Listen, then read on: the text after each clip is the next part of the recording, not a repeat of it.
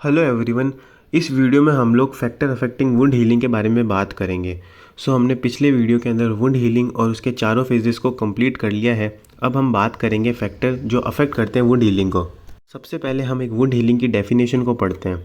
Wound healing is a normal biological process. Wound healing एक normal biological process है जो body खुद perform करती है इन ह्यूमन बॉडी के अंदर। It is achieved by 4 phases.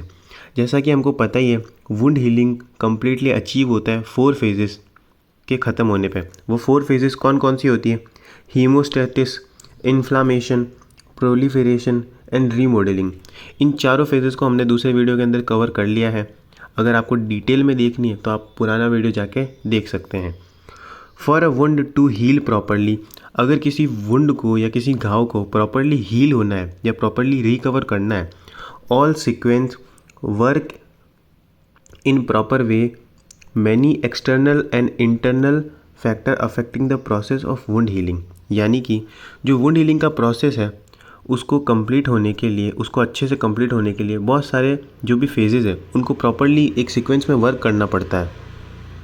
अगर ये प्रोसेस सीक्वेंस में वर्क नहीं करेंगे तो वुंड हीलिंग अफेक्ट हो सकती है। अब कौन कौन से फैक्टर्स होते हैं जो वुंड हीलिंग को अफेक्ट करते हैं?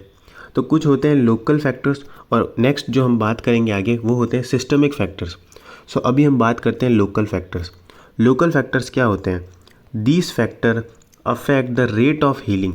यानी कि रेट ऑफ हीलिंग को अफेक्ट करते हैं। यानी कि जो टाइम है या फिर ड्यूरेशन है, जो भी टाइम है वुंड हीलिंग का, उसको अफेक्ट करेंगे। उसको अफेक्ट करने वाले जो फैक्टर्स हैं उनको हम बोलेंगे local factors.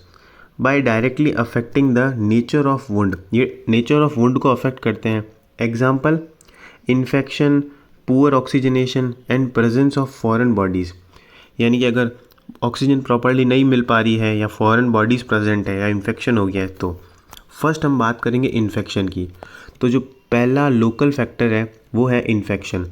Infection at the site of wound, अगर जहाँ पे वुंड है या फिर जो जहाँ पे घाव है वहाँ पे अगर इन्फेक्शन हो गया है, कैन डिले वुंड हीलिंग, वो वुंड हीलिंग को डिले कर सकता है। And also able to produce more infection, और वो और ज़्यादा इन्फेक्शन प्रोड्यूस करवाने के केपेबल भी है। नेक्स्ट है size and type of wound. यानी कि साइज़ और टाइप ऑफ वुंड भी वुंड हीलिंग को डिले कर सकता है या फिर रिड्यूस कर सकता है उसकी ड्यूरेशन को। स्मॉल वुंड हील क्विकली, जो स्मॉल वुंड होते हैं वो जल्दी हील हो जाते हैं देन लार्ज वुंड के कंपैरिजन में। Next, foreign bodies. Any foreign bodies such as steel और glass delay in healing can cause more pain और डैमेज। अगर कोई भी फॉरेन बॉडीज़ प्रेजेंट है जहाँ पे भी आपका वुंड है तो वो वुंड हीलिंग के प्रोसेस को डिले तो करेगी ही, यानी कि साथ में और पेन और डैमेज भी कॉज करेगी। Now location, the area with less muscles heal delay like skin cover, area with rich blood supply heal faster.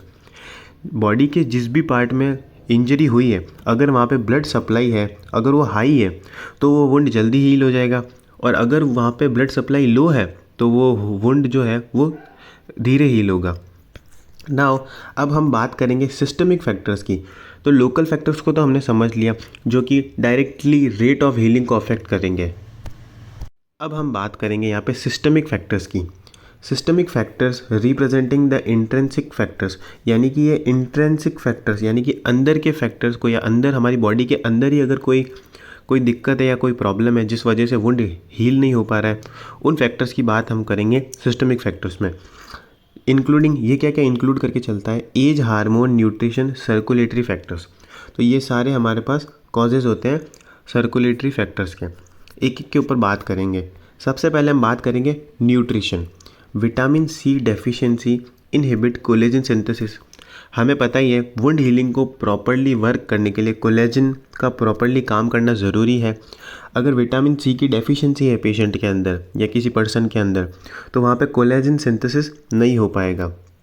उस वजह से वुंड हीलिंग को अफेक्ट देखने को मिलेगा।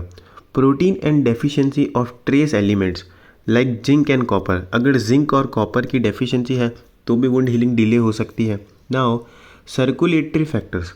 अब हम बात करेंगे सर्कुलेटरी फैक्टर्स की, यानी कि इनएडिक्वेट या blood supply can impair wound healing, यानी कि इनएडिक्वेट का मतलब होता है अबनॉर्मल। अगर कहीं पे अबनॉर्मल ब्लड सप्लाई है या फिर जहाँ पे कहीं पे ब्लड सप्लाई अच्छे से नहीं हो रही है तो वहाँ पे आपको वुंड हीलिंग डिले देखने को मिलेगी। मेटाबॉलिक स्टेटस, अब हम बात करेंगे मेटाबॉलिक स्टेटस की। Diabetes mellitus is associated with delayed wound healing. अगर किसी पेशेंट को डायबिटीज़ मेलाइटस है तो उसके अंदर वुंड हीलिंग डिले देखने को मिलेगी। Now hormone, glucocorticoid inhibit collagen synthesis. जो ग्लूकोकॉर्टिकॉइड हार्मोन होता है अगर वो बॉडी के अंदर ज़्यादा रिलीज़ होगा तो कोलेजन सिंथेसिस नहीं होगा, और कोलेजन सिंथेसिस नहीं होगा तो वुंड हीलिंग में प्रॉब्लम देखने को मिलेगी। Now age, wound healing delay in old age compare to young individual. जो वुंड हीलिंग का प्रोसेस है वो ओल्ड एज वाले पर्सन के अंदर धीरे होता है और यंग एज वाले के अंदर फास्ट होता है। तो ये हमारे पास कुछ सिस्टमिक और लोकल फैक्टर्स थे। आई होप आपको समझ में आया होगा। Please like, share and subscribe. Thank you.